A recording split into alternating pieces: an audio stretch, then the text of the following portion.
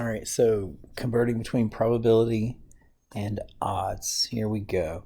Certain charity fundraiser, some guests will be randomly selected to receive a gift. The probability of receiving a gift is 3 out of 14.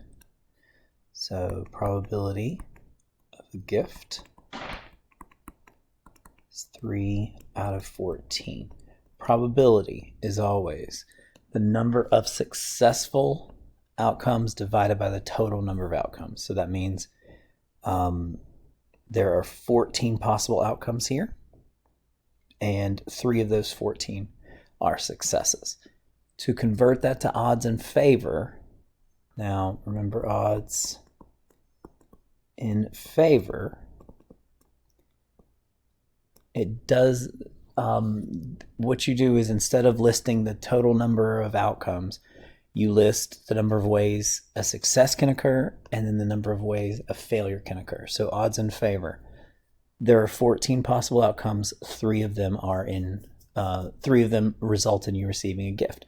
So odds in favor means the first number listed is the number of ways a success occurs. There are 3 of those, right? Now, odds in favor is always number of ways of succeeding to number of ways to fail. There are 14 total outcomes. 3 of them are successes, which means 14 minus 3, which means 11 of them are failures. If we were going the other direction, odds against, the only thing that would change is the order. I like writing odds in that with a colon between them or with the 2 between them rather than writing them as a fraction. So that way probability stays probability, odds stay odds, and we don't ever get them confused. But on the second one, we can see that the book has decided to write the odds as a fraction. So if a child has a box of candies, which might have a toy inside, the odds against are 17 to 2. Odds against 17 to 2. So odds against, that means the first number listed is the number of ways to fail. Second number listed are the number of ways to succeed.